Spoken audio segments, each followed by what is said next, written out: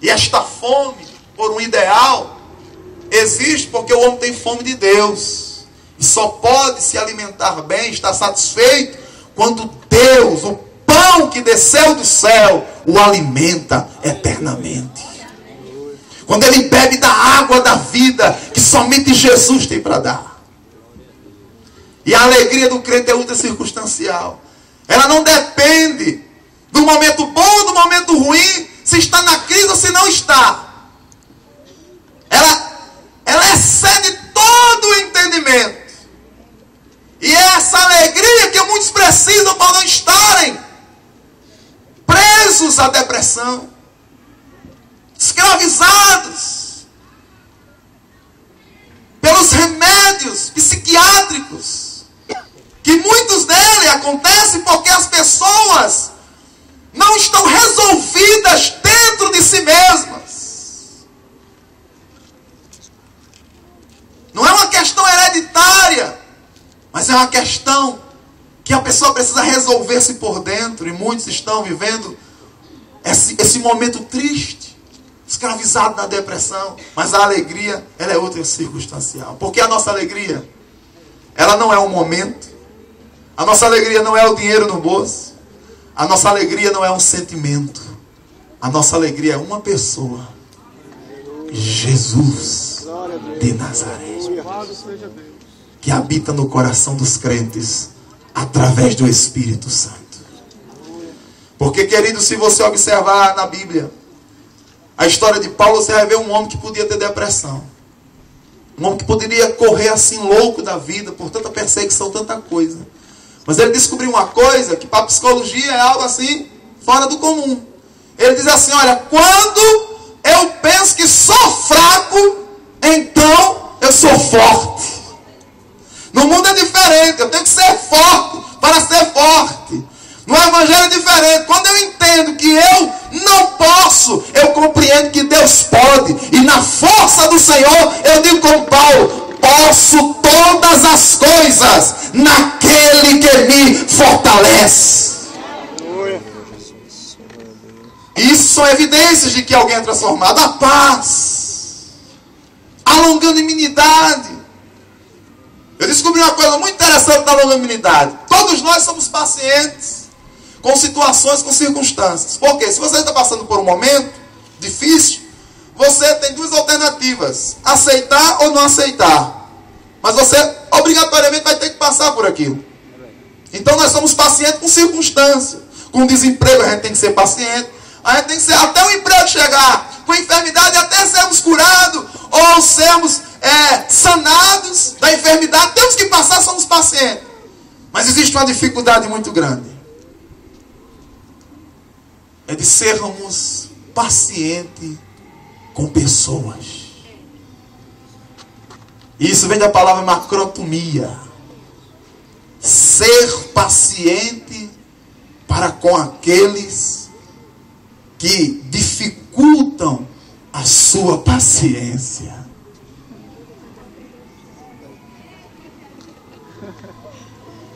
E Jesus trata conosco de uma forma muito interessante. Porque para o desemprego a gente suporta até chegar a um emprego melhor. Uma circunstância, um momento. Todo mundo é paciente. No esperar do ônibus,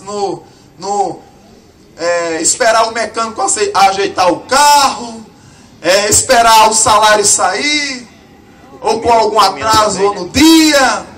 Todo mundo passa por isso.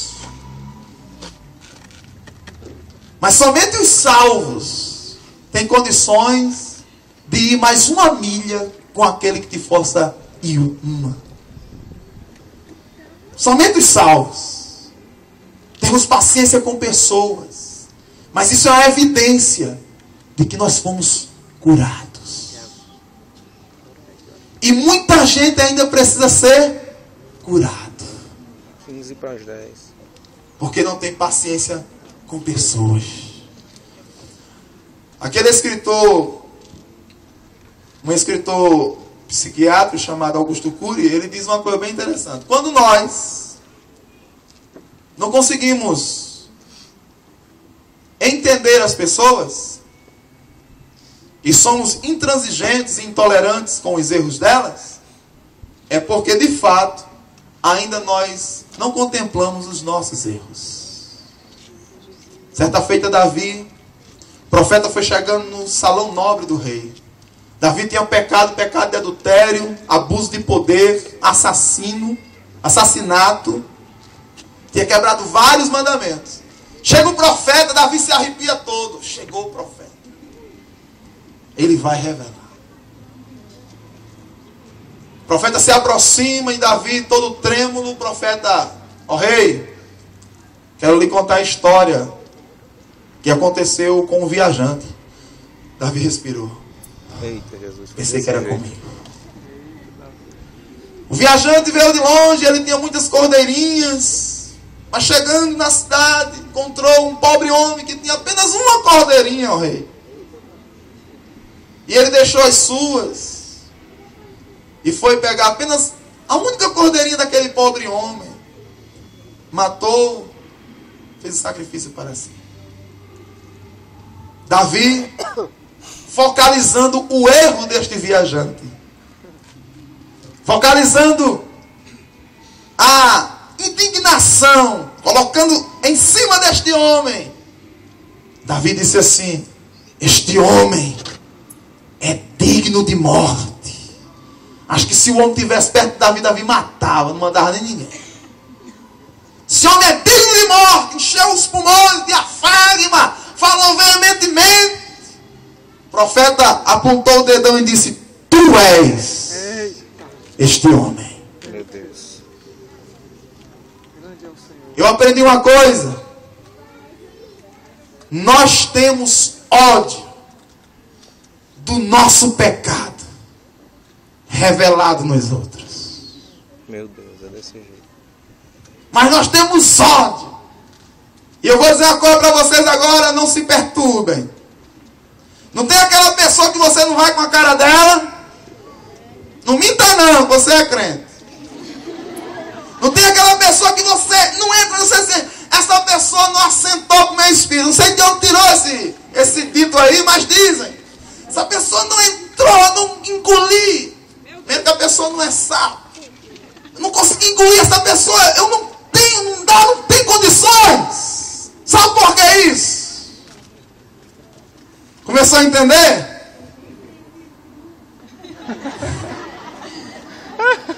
É porque essa pessoa revela as tuas características que tu não consegues ver. Meu Deus. Segurar aqui na grade. Melinda Fischer, uma pregadora americana, ela certa feita, estou terminando para não cansar os amados, ela conta em seu livro uma coisa Fala mais, Jesus. incrível. Ela era muito radical. Ela orava mais do que o pastor na igreja. E ela chegava ao pastor, você orou? Pastor, orei. Mas orou quantas horas? Pastor, eu não orei nem hora, eu orei um pouquinho quando saí de casa. Pois, eu orei 3 horas só pela manhã. Ainda falta a parte da tarde. Meu Deus. E ela era alguém muito radical, jejuava. Ela tinha uma radicalização incrível na sua forma piedosa de ser. E com isso ela achava que estava agradando a Deus. Quem está pedindo? Ela lia a Bíblia várias vezes, ela evangelizava mais do que todo mundo.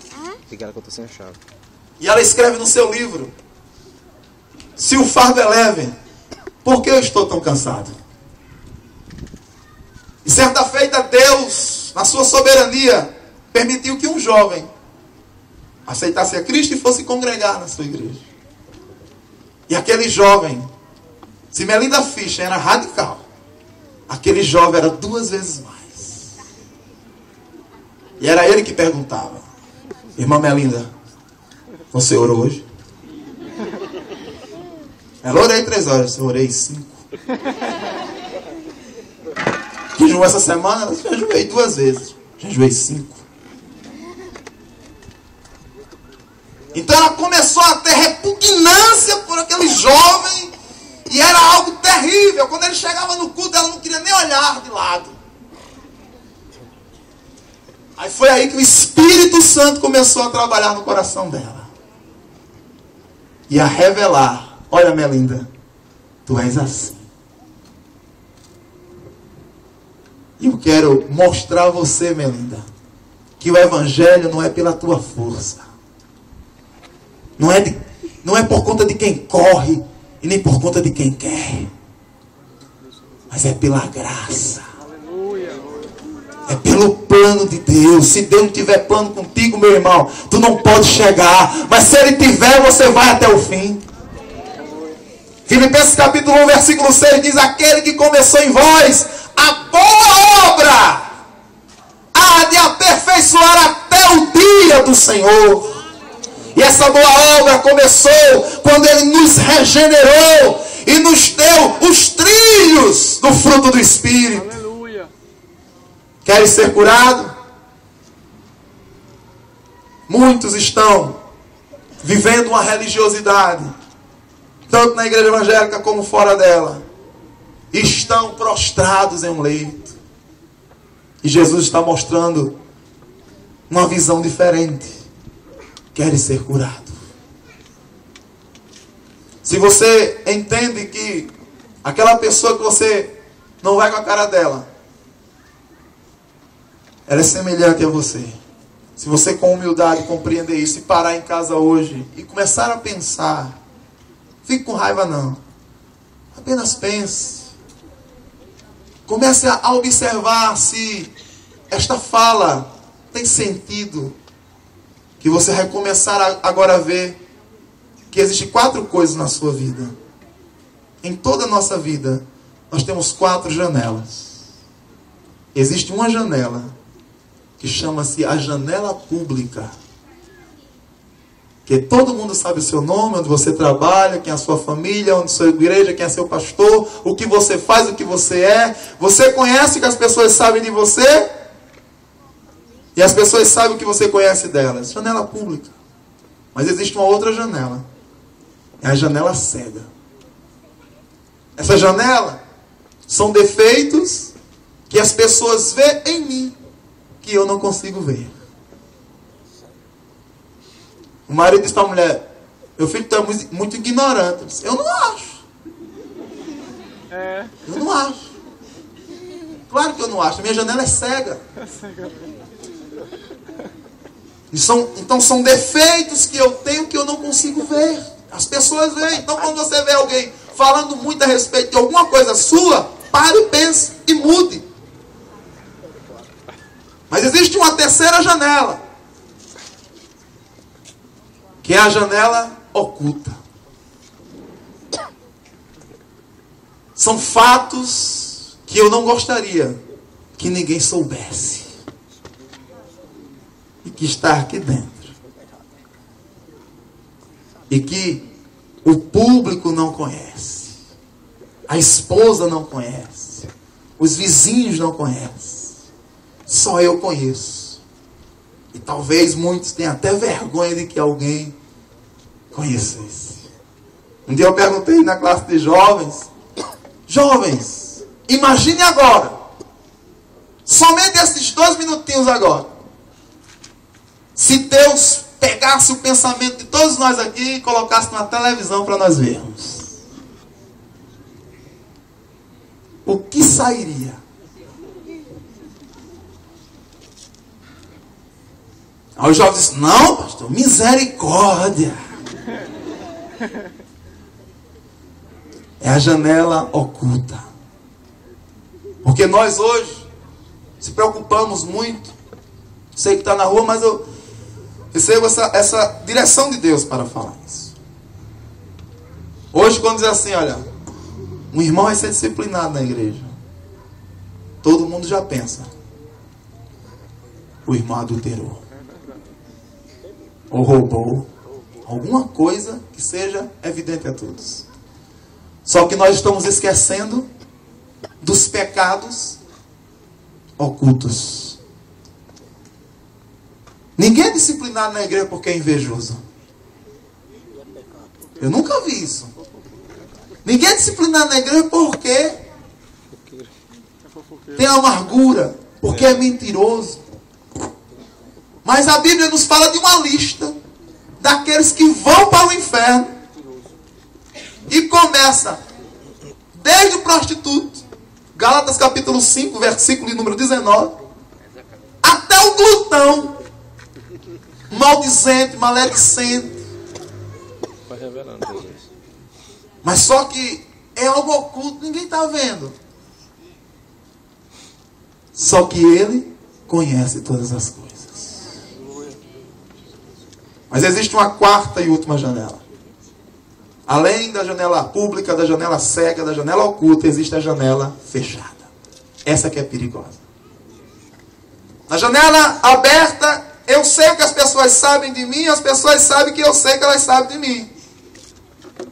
Na janela cega, eu não sei o que as pessoas sabem de mim, mas as pessoas estão vendo em mim o que eu não consigo ver. Na janela oculta, eu sei o que está existente em mim. Vocês não sabem o que está existente em mim, somente eu e Deus sabem o que está existente em mim. Mas na fechada, nem o público sabe o que está em mim, nem eu sei o que está em mim, nem as outras pessoas sabem o que está em mim. Somente Deus sabe o que está em mim. Porque a Bíblia diz uma coisa muito profunda sobre essa janela fechada. O coração é enganoso, mais do que todas as coisas. Corrupto. Quem o conhecerá? Você hoje tem o seu emprego, ganha X, e você é uma pessoa. Mas na janela fechada você não sabe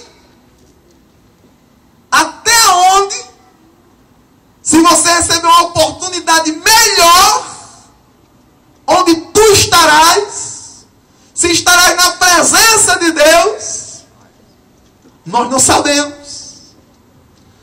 Porque o nosso coração é enganoso. Aí um dia eu li uma coisa bem interessante, diz assim, olha, eu considero o meu coração como um pavio de pólvora seca. Qualquer faísca de pecado poderá incendiá-lo. Por isso, todas as manhãs quando me acordo, eu coloco este pavio de pólvora que é o meu coração, para ser umedecido pelo orvalho do Espírito Santo. O melhor lugar da nossa vida é na presença de Deus. Amém. Queres ser curado? Tome a atitude. O homem disse assim, olha, eu não tenho amigo. Jesus não perguntou isso. Jesus perguntou, você quer ser curado? Não coloque a culpa em A nem em B, pelo que acontece na sua vida.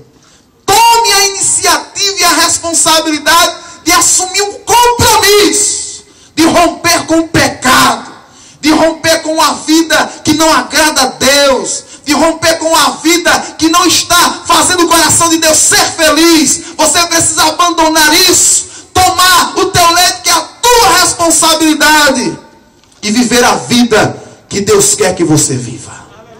Porque Deus tem para ti pensamentos bons, não pensamentos maus. Deus tem para nós, queridos, bênçãos copiosas, mas nós, pelas nossas atitudes, atropelamos os princípios de Deus. E depois nos perguntamos, Deus, o porquê disto? O porquê daquilo? E o Senhor continua a perguntar, queres ser curado? Eu queria que você ficasse de pé. Eu queria orar com vocês. Louvado seja Deus. Bendito seja o nome do Senhor.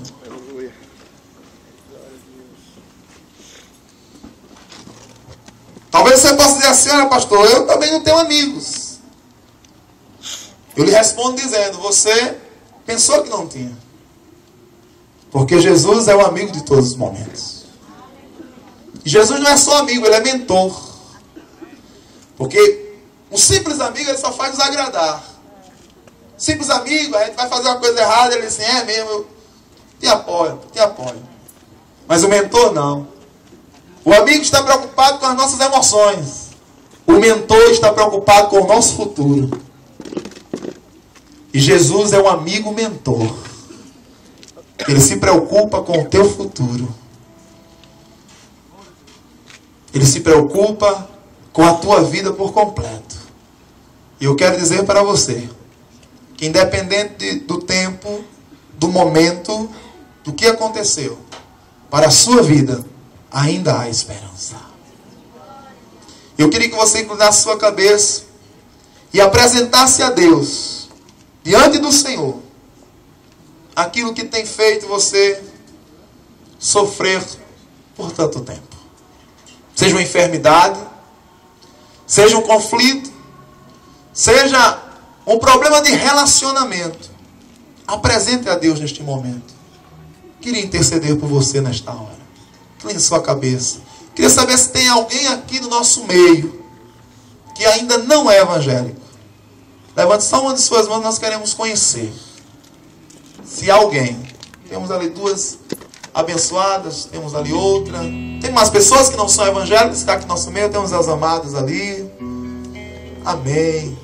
Glória a Deus. Vamos orar neste momento. Seja sincero com você mesmo. Apresente sua vida ao Senhor. Se desnude de todo orgulho. E faça como Naamã. Aceite o conselho de Deus. E mergulhe no rio. E saia daqui diferente. Esse lugar não é uma rua nesta hora. Aqui está o povo de Deus. É o ambiente do Senhor. Feche seus olhos e ore comigo neste momento. Apresente a sua causa ao Senhor. Se prepare para amanhã. Deus tem para você um novo rumo, um novo norte.